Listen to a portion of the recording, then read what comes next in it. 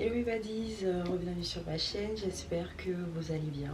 On se retrouve aujourd'hui, comme vous pouvez le voir au titre, parler de la vingtaine. Il y a une phase dans laquelle beaucoup de personnes passent se sentir en retard par rapport aux autres, dans la vie en général, par rapport à la personne que tu pensais que tu allais être à cet âge-là. Vous savez, quand on est jeune et qu'on se dit ouais, moi à 20 ans, à 21 ans, à 22 ans, je vais faire ci, je vais faire ça, j'aurai déjà ci, j'aurai déjà ça et tout. Il y a beaucoup de personnes qui sont tristes et surtout démotivées.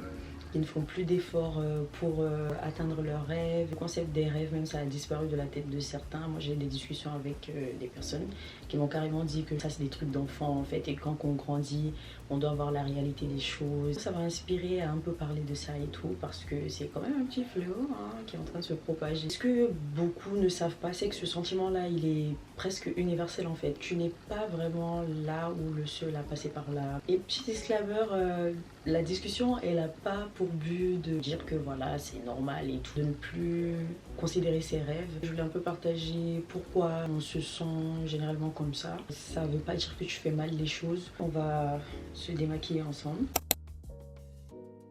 Premièrement, ce qu'il faut comprendre, c'est que la vingtaine, c'est pas une destination, c'est plutôt une zone de transition, une construction de la trentaine. Et moi, je considère que c'est vraiment dans ta trentaine que tu es dans ta vingtaine, en fait. Ce qu'on nous a fait croire que la vingtaine devrait représenter. Je pense que ça, c'est la trentaine, en fait. Et la vingtaine, c'est justement pour préparer la trentaine, pour pas que dans ta trentaine, tu te retrouves à regretter tes choix de la vingtaine, justement. C'est pas un espace dans lequel tu dois rester la même personne, c'est un espace dans lequel you're meant to evolve. Tu dois évoluer, en fait. T'es plus une adolescente, mais tu n'es pas encore complètement installée. Et je comprends à quel point ce flou-là, il peut être tellement inconfortable, parce que c'est le flou, en fait. Tu sais pas trop où tu t'en vas, tu changes toujours d'avis. Donc tu n'as plus de structure claire, en fait. Depuis le primaire, le secondaire, on savait qu'on devait être en classe à cette heure-ci, on sort de la classe à cette heure-ci. Mais quand on arrive par exemple aux études pré-universitaires ou universitaires ou collégiales, tu deviens plus autonome. Il n'y a plus d'étapes logiques à suivre. Il n'y a plus d'attente définie. Moi, quand j'ai commencé mes études universitaires, je savais pas où je m'en allais. La filière que j'avais choisie, c'était une filière que j'avais juste choisie comme ça, en fait, mais c'était pas une filière qui me ressemblait. Ça, je me suis rendu compte au fur et à mesure que j'avançais, mais j'ai pas eu peur de changer de chemin quand je me suis rendu compte que en fait je suis sur le mauvais chemin. Mais j'ai rencontré des gens qui sont restés campés sur leurs décisions, sachant que c'était pas ce qu'ils voulaient faire, en fait. Se sentir perdu à cette étape-là, ça veut pas dire que c'est un échec, c'est justement une transition. Ça t'envoie un signal, en fait, que tu es en train d'évoluer. C'est pour ça que c'est pas bien de rester campé sur ces décisions une fois que tu vois que ça marche pas pour toi. Un truc qui amplifie ce malaise, selon moi, c'est la comparaison. Les personnes qui se sentaient comme ça par rapport aux autres, c'est des personnes, en fait, qui se comparaient beaucoup. Il faut savoir que tu te compares à des vies qui sont incomplètes, en fait, parce qu'en soi la tienne aussi elle n'est pas encore complète. Tout le monde est dans sa phase de transition, en fait, donc tu peux pas comparer ta phase de transition à la phase de transition de quelqu'un d'autre. Vous n'avez pas le même destin, vous n'avez pas la même destination. Surtout tu te compares à des carrières que tu comprends pas du tout. Quelqu'un qui est spécialisé en comptabilité ou en finance versus quelqu'un qui a fait du droit, vous n'avez pas les mêmes aspirations, c'est pas les mêmes métiers. Génie de la cybersécurité, alors moi, ce que je veux, c'est dessiner des radeaux. Donc, pourquoi je vais me comparer à toi? On n'a pas la même personnalité, you know? Donc, c'est pas trop logique, quoi.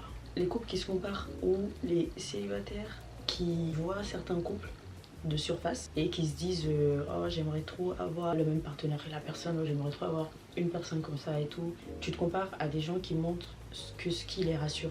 Et c'est le cas pour tout le monde. Il n'y a personne qui va venir s'asseoir et raconter ses malheurs, en fait. Dire que j'ai une vie de merde.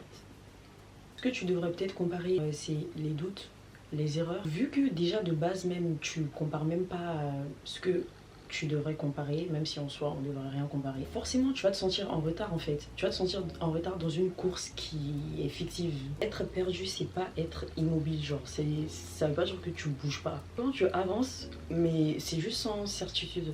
Confirmation que tu vas trouver ça au bout du chemin, quoi. Déjà, tu travailles, tu essaies, tu te questionnes. Surtout, tu t'ajustes, en fonction de tes réponses, tu as juste à t'ajuster en fait. What are you scared?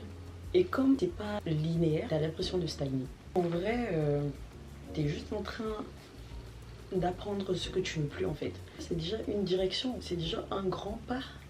Parce que c'est si tu restes là, tu réfléchis même pas, genre t'es juste là, tu suis le flow. C'est là que genre tu peux t'alarmer un peu. Mais si tu réfléchis et tout, mais que tu stagnes, ça veut pas dire que tu n'avances pas. Et une chose de plus qu'il faut savoir, c'est que tu détruis des versions anciennes qui ne te ressemblent plus. C'est comme une mise à jour en fait, se sentir perdu. Ça généralement c'est le signe que ton ancienne version elle ne fonctionne plus en fait. Genre ça veut dire que là tu dois faire ta mise à jour. Elle ne te convienne plus, mais la nouvelle version n'est aussi pas trop claire, donc t'es un peu dans le flou et tout. Le truc qui change le plus c'est vraiment ta définition du succès. Tout le monde ne sait pas où il s'en va en fait. Tu peux te comparer à des gens qui n'ont aucune idée de ce qu'ils font de leur vie. Tu n'as aucune idée en fait, t'étais là en train de te comparer. Alors que si Dieu te donnait la même vie que cette personne là, c'est pour te conduire là où tu sais en fait. J'en ai rencontré des gens qui de l'extérieur ont l'air sûrs d'eux. Genre tu vas les voir, tu vas dire que non, ils sont sûrs de ce qu'ils font et tout. Et c'était pas le cas. Mais quand tu les voyais, t'avais tellement l'impression qu'ils étaient sûrs d'eux que bah c'est ce que tu vas croire en fait. Et genre les opportunités venaient dans leur vie comme ça en fait.